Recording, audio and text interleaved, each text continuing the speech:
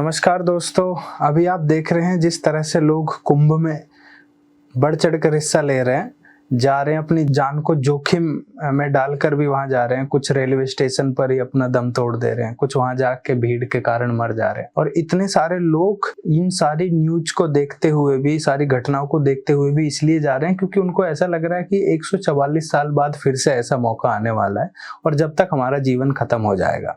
क्योंकि हमने मीडिया के माध्यम से, सोशल मीडिया के माध्यम से लोगों को इस तरह से फील दे दी है कि यदि आप कुंभ में नहीं गए तो आपका जीवन नर्क है, आपका जीवन बेकार है और 144 साल तक तो आपकी कई पीढ़ियां आ जाएंगी, आपका जीना ही बेकार है। इसको आप दूसरे एंगल से देखिए, हमारे पास ऐसी कई चीजें हैं जिनका हम इतना ही आनंद ले सकते हैं और वो बहुत जल्दी खत्म होने जा रही हैं। ये कम से कम 144 साल बाद तो आ जाएगा कुंभ। कुछ चीजें ऐसी हैं कि 144 साल बाद भी नहीं आने वाली हैं। इसी का एक उदाहरण मैं आपको देता हूं। आज गुरुग्राम का एक वेटलैंड है, बसाई वेटलैंड। ऑल्दो बसाई वेटलैंड या वेटलैंड्स के बारे में बहुत सारे लोगों को उतना इंटरेस्ट नहीं रहता है दिल में। बहुत सारे लोगों को पता भी नहीं होता है कि वेटलैंड है क्या, क्यों हमें जरूरी है। हम जैसे कुंभ में इसलिए भाग रहे हैं क्योंकि हमें वो जरूरत फील करा दी गई है, हमें उसकी महत्वता है वो फील करा दी गई है कि हमारे जीवन से बढ़कर ये है। उसी तरह से आप वेटलैंड को, जब तक आपके दिमाग में ये नहीं बैठेगा कि हमारे जीवन इनसे, वेटलैंड से जुड़ा हुआ है, शायद हम उनको बचाने के लिए भी आगे नहीं आएंगे। आपने बसाई वेटलैंड के बारे में सुना होगा, नहीं सुना है तो मैं आपको बता देता हूँ। ये गुरुग्राम का एक महत्वपूर्ण वेटलैंड है जहाँ पे देश विदेश से पक्षियां हर साल आते हैं।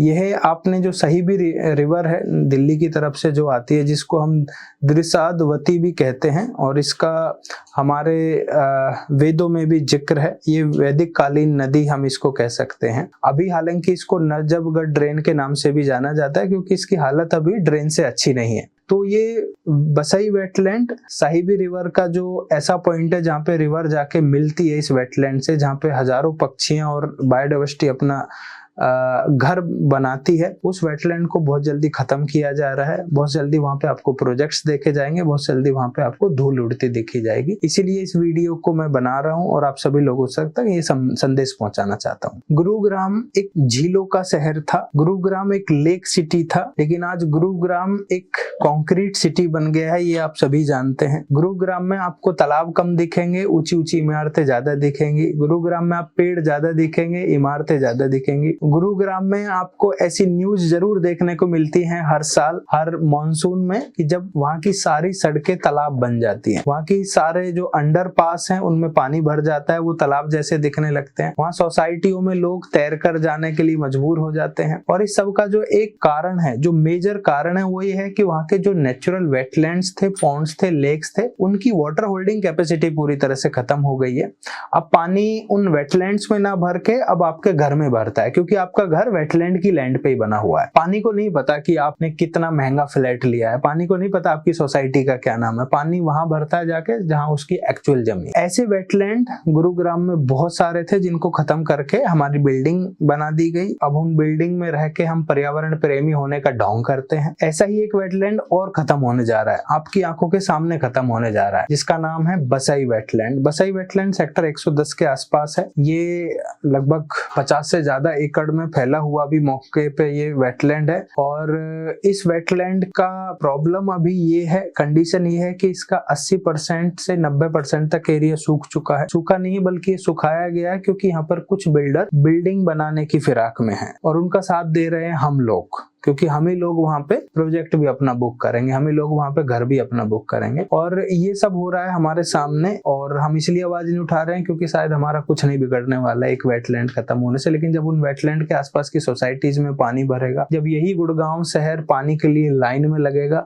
तब शायद हमें फील होगा कि हमने इन वेटलैंड्स को क्यों खो दिया। अभी वेटलैंड में 200 से ज्यादा स्पीसीज हैं बर्ड्स के जो वहां पे देखे जाते हैं हर साल, जिसमें एंडेंजर्ड स्पीसीज के बर्ड्स भी हैं। एक्वेटिक बर्ड्स तो पूरी साल रहते ही रहते हैं, लेकिन जैसे विंटर सीजन शुरू होता है, करीबन 20 से ज्यादा देशों के मेहमान पक्षी के रूप में यहाँ पे आके अपना सर्दियां गुजारते हैं। लेकिन सोचिए अगली बार जब वो उड़कर विदेश से आएंगे, यहाँ पर उनको मिलेगी एक सूखी जमीन, यहाँ पे मिलेगी उनको बिल्डिंग्स बनी हुई। अब उनके पास दो रास्ते होंगे, या तो वो दूसरे आसपास झील खोजेंगे या वो रास्ता भटक कर इधर उधर चले जाएंगे। हम जब अपना विकास कर रहे हैं तो हमको सभी का विकास करें, हम वासुदेव कुटुंब में विश्वास रखते हैं, लेकिन लेकिन इस पूरे सेंटेंस में हम, इस पूरी पंक्ति में हम पक्षियों को, माइग्रेटरी बर्ड्स को भूल जाते हैं। तो इस वेटलैंड को बचाने के लिए अभी गुरुग्राम के बहुत सारे ऐसे यंगस्टर्स हैं जो वहाँ पे विरोध कर रहे हैं, प्रदर्शन कर रहे हैं, बहुत सारे लोगों से संपर्क करने की कोशिश कर रहे हैं। ऐसे लोगों का मैं कॉन्टेक्ट नंबर आपको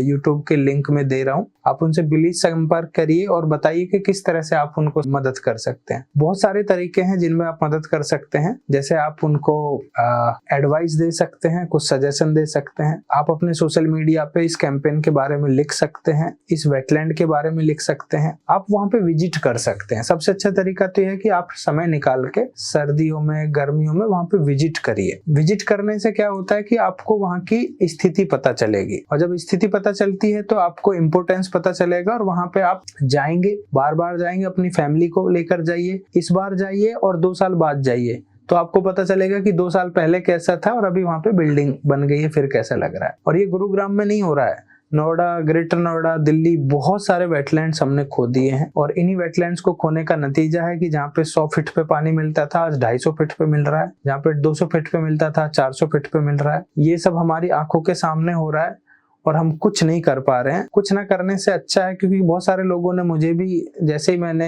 वीडियो डाली, जैसे ही मैंने फोटो डाले, बहुत सारे लोगों के पास, मेरे पास भी फोन आए कि शायद सरकार आपको सपोर्ट करना बंद कर देगी अगर आपने सरकार के इस महत्वपूर्ण प्रोजेक्ट पे कुछ भी कमेंट किया या वीडियो डाली। मुझे भी थोड़ी देर के लिए ऐसा फील हुआ, लेकिन बाद में सोचा कि जिस काम के लिए मैंने अपना करियर बनाया है, जिस काम से मेरा घर चल रहा है, अगर उसी काम को मैं इग्नोर करते हुए उसको छिपा दूं बात को लोगों से, तो शायद इस काम को करने का कोई फायदा नहीं है। जो होगा देखा जाएगा, लेकिन आप कम से कम इसके लिए आवाज उठाइए और पूरी तरह से अपना सहयोग दीजिए इन यंगस्टर्स को, चाहे वो इसी तरह से वीडियो बना के, चाहे आप कमेंट करके, RTI लगा के, पिटीशन डाल के, जिस तरह से भी हो सकता है आप इनका सहयोग करिए, क्योंकि अभी नहीं तो कभी नहीं। Thank you so much.